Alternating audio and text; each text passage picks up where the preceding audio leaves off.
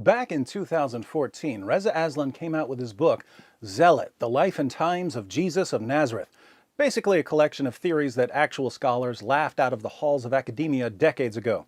Unfortunately, I keep making the mistake of thinking that if a book is based on an absurd theory, readers will eventually catch on and stop taking it seriously. Since readers continually prove me wrong, welcome to Fact-Checking Reza Aslan. If you're not familiar with Reza, he's a professor of creative writing, although his PhD is in sociology. His doctoral dissertation was titled Global Jihadism as a Transnational Social Movement, a Theoretical Framework. So his doctoral work was on jihad as a social movement. But if you ask Reza why we should trust what he says about Jesus, suddenly his creative writing background kicks in and he creatively rewrites his resume. I am an expert with a PhD in the history of religions. I am a historian. I am a PhD in the history of religions. Yes, and if you'd like to see my PhD in the history of religions, it's hanging on the wall next to my master's degree in liarology from the University of Fantasyland. I should point out, of course, that I don't really care about Reza's scholarly credentials, apart from the fact that he lies about them. I'm concerned with whether he has any clue what he's talking about. Let's find out by reading a single paragraph from Zealot. There are plenty of freakishly bad paragraphs to choose from. I'm going with this particular paragraph because Reza's entire thesis hinges on it and because it demonstrates his utter incompetence. If you haven't read the book, Reza's thesis, in a nutshell, is that Jesus of Nazareth was a violent revolutionary, hell-bent on slaughtering non-Jews, but the Roman Empire crucified him before he could make the streets flow with the blood of the unbelievers. The obvious objection to this thesis is that the New Testament is filled with commands to love everyone and to live in peace with everyone. How could a homicidal maniac like the Jesus of Reza's imagination inspire the claim that God is love? Reza's response is that Christians made up a bunch of verses about peace and love because they didn't want to get killed by the Romans like Jesus did. But conveniently throwing out all these verses leads to a further objection.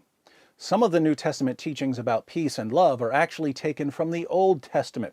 Christians obviously didn't write the Old Testament, so how can Reza explain Old Testament commands like love your neighbor as yourself? This brings us to our paragraph of the day. On pages 121 to 122, Reza writes, "When it came to the heart and soul of the Jewish faith, the law of Moses, Jesus was adamant that his mission was not to abolish the law, but to fulfill it." Matthew 5:17. That law made a clear distinction between relations among Jews and relations between Jews and foreigners. The oft-repeated commandment to love your neighbor as yourself was not Jesus' invention. It comes directly from the Torah and is meant to be applied strictly in the context of internal relations within Israel. The verse in question reads, "You shall not take vengeance or bear a grudge against any of your people, but you shall love your neighbor as yourself." Leviticus 19:18. To the Israelites, as well as to Jesus' community in first century Palestine, neighbor meant one's fellow Jews, whether friend or foe. With regard to the treatment of foreigners and outsiders, oppressors and occupiers, however, the Torah could not be clearer. "You shall drive them out before you. You shall make no covenant with them and their gods. They shall not live in your land." Exodus 23:31-33. How is this paragraph stupid? Let me count the ways. First, Reza cites Matthew chapter 5, verse 17 to show that Jesus came to fulfill Old Testament laws about violently driving non-Jews from the land of Israel. Matthew 5 records a sermon of Jesus, and in verses 7 to 9 of the same chapter, Jesus says, "Blessed are the merciful, for they shall receive mercy. Blessed are the pure in heart, for they shall see God. Blessed are the peacemakers, for they shall be called sons of God." Still later, in the same chapter and the same sermon, verses 43 to 45, Jesus says, "You have heard that it was said, 'You shall love your neighbor and hate your enemy.' But I say to you, love your enemies and pray for those who persecute you, so that you may be sons of your Father who is in heaven. For he causes his sun to rise on the evil and the good, and sends rain on the righteous and the unrighteous."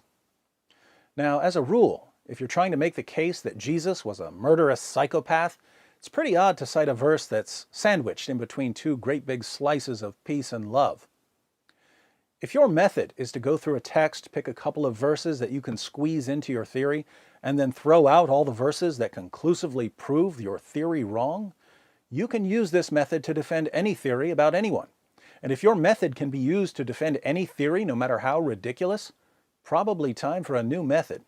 To be clear, I am a scholar of religions with 4 degrees, including one in the New Testament and fluency in biblical Greek. My job as a scholar of religions with a PhD in the subject is to write about religions. Second, Reza quotes Leviticus 19:18, "You shall love your neighbor as yourself," but he claims that in its original context, this only applied to one's fellow Jews, not to foreigners. Your neighbors are only your fellow Jews, so you only love your fellow Jews. You don't love foreigners. Here we have to wonder whether Reza bothered to finish reading the chapter he's quoting, because later in the same chapter, Leviticus 19 verses 33 to 34, we find, "When a foreigner resides among you in your land, do not mistreat them. The foreigner residing among you must be treated as your native born. Love them as yourself, for you were foreigners in Egypt. I am the Lord your God." Now think about this.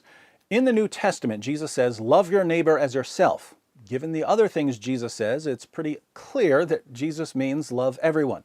But Reza throws out most of what Jesus says about loving people, insisting that Christians made these things up. That leaves us with the original meaning of love your neighbor as yourself. What did this mean in the Torah? Reza says that love your neighbor as yourself only applies to one's fellow Jews, and he quotes the verse in Leviticus 19. But right there in Leviticus 19, God says, in case you're wondering if you're only supposed to love your fellow Jews, let me make this so incredibly clear, even a creative writing professor masquerading as a historical Jesus scholar should be able to understand it. You have to love foreigners as yourself and treat them the same way you treat your fellow Jews.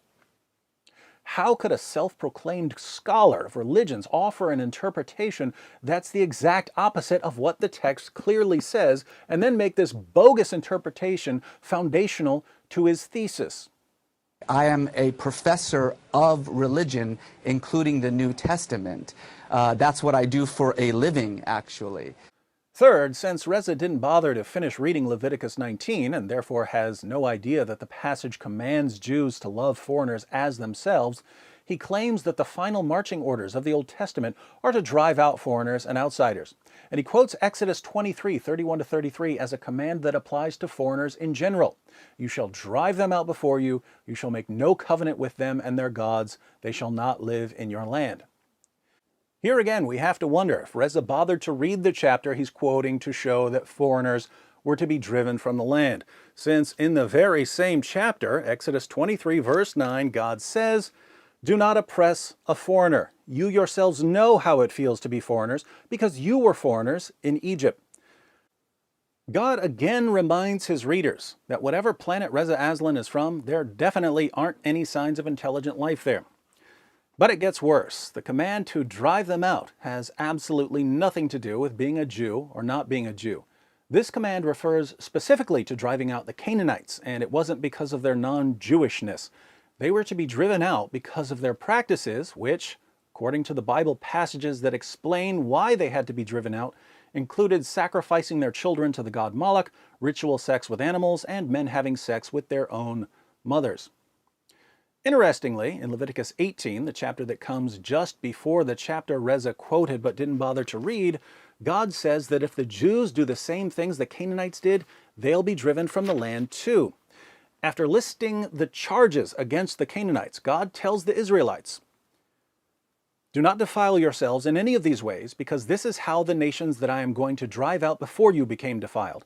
Even the land was defiled, so I punished it for its sin, and the land vomited out its inhabitants. But you must keep my decrees and my laws. The native-born and the foreigners residing among you must not do any of these detestable things, for all these things were done by the people who lived in the land before you, and the land became defiled. And if you defile the land, it will vomit you out as it vomited out the nations that were before you." So the Canaanites were to be driven out because of their actions, not because of their ethnicity.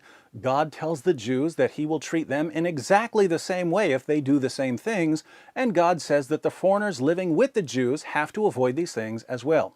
Not a word about driving out foreigners simply for being foreigners. In fact, just the opposite. The Torah assumes that there will be foreigners living among the Jews and orders the Jews to love them and not mistreat them. How could someone who constantly brags about being a scholar of religions get so much wrong in a single paragraph, especially a paragraph that's essential for the thesis of his book. Reza's imaginary PhD in the history of Western religions supposedly makes him an expert not only in historical Jesus studies, but also in Judaism, so how could he not even have a basic knowledge of the Torah? Well, there are only two possibilities here. We'll call this the Reza dilemma. Either Reza is shockingly ignorant. He doesn't know what he's talking about.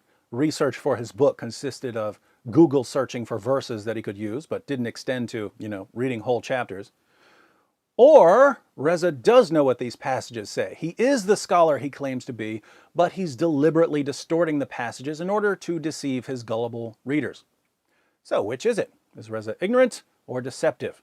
There's no third possibility here. You can't be both well-informed and honest and make the sort of mistakes Reza makes. Normally, I would be charitable and conclude that a writer is simply ignorant. But Reza is so adamant that he's a scholar. He might be more offended at being called ignorant than it being called deceptive. So now we have to ask, why would a Muslim writer want to portray Jesus as a violent revolutionary obsessed with killing outsiders? Because at the end of the day, the goal of Muslim apologists in the West is to make Muhammad sound more like Jesus and Jesus sound more like Muhammad. There's a massive gulf between Jesus' command to love your enemies and Muhammad's command to fight those who do not believe in Allah. If you can make Jesus sound like a killing machine, Muhammad won't sound so bad by comparison. The difference between Reza and Muslim apologists who share his goal is that Reza focuses on dressing his claims up in scholarly garb so that he can pretend his conclusions are the result of a careful and sober examination of the facts.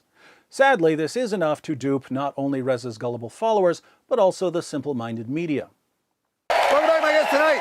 He is a religious scholar, a best-selling author. His books include No God But God and Zealot. Please welcome back to the program, Reza Aslan. As a religious scholar, as a Muslim, as an American. Author and religious historian Reza Aslan. Unfortunately for Reza, by making so many blunders, even in a single paragraph, by showing that he doesn't even finish reading the chapters he's quoting, by concluding the exact opposite of what anyone with the ability to read would conclude, he makes it very easy for someone to come along, quote the verses that contradict his thesis, demonstrate that he's either unfathomably ignorant or deliberately deceptive, and prove to anyone with any noticeable degree of intellectual integrity that the scholarship that went into Zealot ranks right up there with the scholarship that went into the Da Vinci Code. Anyone who thinks that this book is an attack on Christianity has not read it yet.